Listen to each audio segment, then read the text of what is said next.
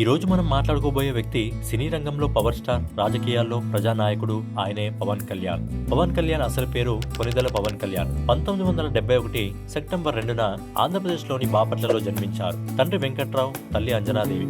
పవన్ కళ్యాణ్ గారి అన్నయ్యలు మెగాస్టార్ చిరంజీవి గారు, అలాగే నాగబాబు గారు. చిన్నప్పటి నుంచే పవన్ చాలా నిశ్శబ్ద స్వభావం కలవాడు. చదువులో సాధారణ విద్యార్థి అయిన క్రీడలపై ప్రత్యేక ఆసక్తి ఉండేది. మార్షల్ ఆర్ట్స్ లో బ్లాక్ బెల్ట్ సాధించారు. ఆయన తల్లి ప్రభావంతో పవన్ లో మానవత్వం, వినయం పెరిగింది. బాల్యంలోనే నిజాయితీ, ధైర్యం ఆయన ప్రత్యేకత.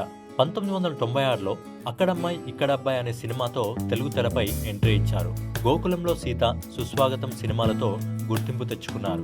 1999లో వచ్చిన తొలి ప్రేమ సినిమాతో జాతీయ అవార్డు గెలుచుకొని యూత్ ఐకాన్ గా నిలిచారు. 2001లో వచ్చిన ఖుషీ సినిమా బ్లాక్ బస్టర్ హిట్ ని సొంతం చేసుకుని పవన్ కళ్యాణ్ ని యూత్ స్టార్ గా నిలబెట్టింది.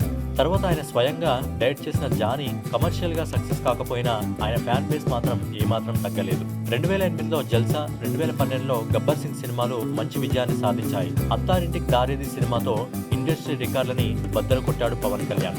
అయితే కొన్ని సినిమాలు ఆశించిన స్థాయిలో ఆడలేకపోయినా ఆయనకున్న ఫాలోయింగ్ ఏమాత్రం తగ్గలేదు. తిరిగి పవన్ కళ్యాణ్ గారు 2021లో వకీల్ సాబ్ సినిమాతో విజయవంతమైన రీ ఎంట్రీ ఇచ్చారు. ఆయన యాక్షన్, స్టైల్, డైలాగ్ డెలివరీ అభిమానులకు ప్రత్యేకంగా అనిపిస్తాయి. అందుకే ఆయనను అభిమానులు పవర్ స్టార్ గానే కాకుండా కల్ట్ స్టార్ గా పిలుస్తారు.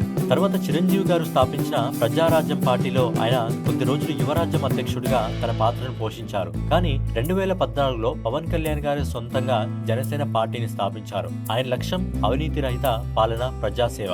ఆయన రాజకీయాలకు ముందే కామన్ మ్యాన్ ప్రొడక్షన్ పేరుతో ఒక సంస్థను స్థాపించారు. 2014లో ఆయన స్వయంగా పోటీ చేయకపోయినా బీజేపీ పార్టీకి, తెలుగుదేశం పార్టీకి మద్దతునిచ్చారు. 2019లో జనసేన పార్టీ స్వతంత్రంగా పోటీ చేసి 137 అసెంబ్లీ, 19 పార్లమెంటు సీట్లలో పోటీ చేసింది. రాజులు సీటు మాత్రమే గెలిచిన ఆయన స్వయంగా పోటీ చేసిన 2 స్థానాల్లో ఓడిపోయినా ఆయనకున్న ఫాలోయింగ్ మాత్రం ఏమాత్రం తగ్గలేదు.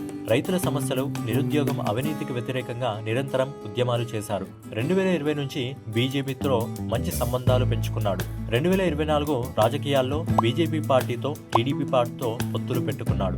ఆంధ్రప్రదేశ్ రాష్ట్ర ఉప ముఖ్యమంత్రిగా ప్రమాణ స్వీకారం చేసి ఆ బాధ్యతలను నిర్వహిస్తున్నారు. సినిమాలో పవన్ కళ్యాణ్ ఒక పవర్ స్టార్, రాజకీయాల్లో ఆయన ఒక ప్రత్యామ్నాయ శక్తి. అందుకే ప్రధానమంత్రి మోడీ సైతం ఆయనను ఆంధ్రీ అని మెచ్చుకున్నాడు.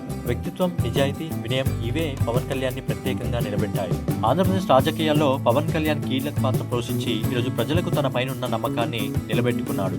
అందుకే ఈరోజు జన్మదినాన్ని జరుపుకుంటున్న ఆంధ్రప్రదేశ్ రాష్ట్ర ఉప ముఖ్యమంత్రి, జనసేన అధినేత శ్రీ కొనిదెల పవన్ కళ్యాణ్ గారికి మా ఛానల్ తరపు నుండి జన్మదిన శుభాకాంక్షలు. సో డైలీ ఇలాంటి అప్డేట్ కోసం మన వాల్ పోస్టర్ ఛానల్ సబ్స్క్రైబ్ చేసుకుని బెల్ ఐకాన్ అయితే ఆన్లో పెట్టుకోండి.